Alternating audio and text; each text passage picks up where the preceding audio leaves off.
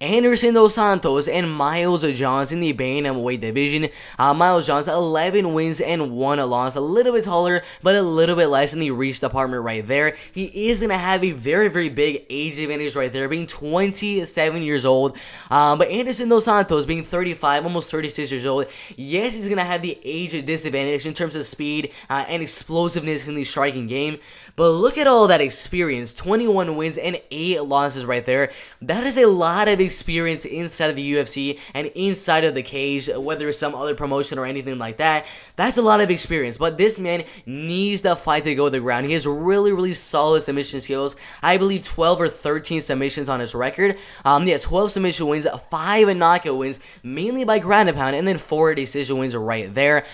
He needs this fight to hit the mat. Miles Johnson, very solid wrestling in my opinion. He's not really mainly a wrestler. He's not really mainly a striker. He's just an all-around MMA fighter. Let's see if we can check his UFC stats for his wrestling and grappling skills, because they're really solid. 1.21 takedowns average every single fight, and an 87% takedown defense. That's what I want to look at, because that is really solid takedown defense. He's gonna have the striking advantage. If the fight does stay on the feet, Miles Johnson should win the fight by a decision, or maybe another uppercut knockout win. That's another weapon he could use against a wrestler and grappler type of guy in Anderson dos Santos.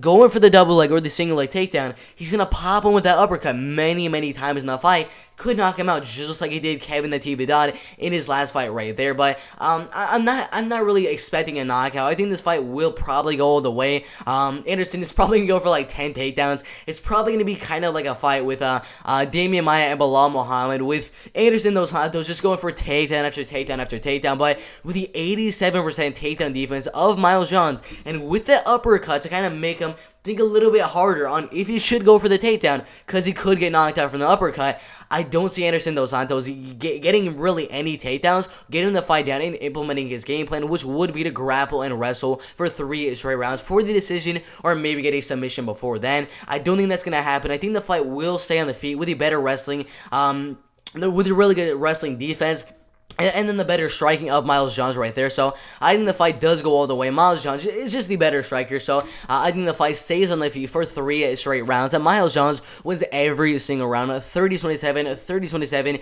and 30-27 on the judges' scorecards right there. I do like the betting odds. -170 for Miles Johnson, and then +162 for Anderson dos Santos right there.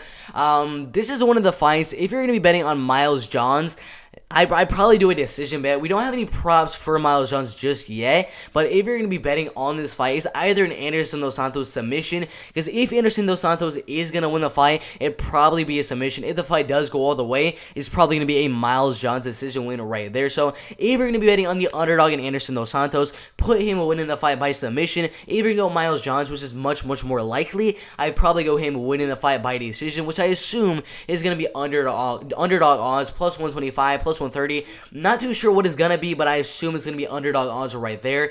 If it's underdog odds, I probably put a couple of dollars down, because I definitely do think Miles Johnson should 100% win the fight by a decision right there. I don't see a knockout. I definitely don't see a submission for Miles Johnson. So I think the fight goes all the way, and Miles Johnson by decision on the prop bet would be a really good bet if there are underdog odds. So it should be a really good bet, and a really good fight in the bantamweight division right there. Miles Johnson and Anderson dos Santos right there. I got Miles Johnson by a decision. Should be a really good fight in the bantamweight division right there.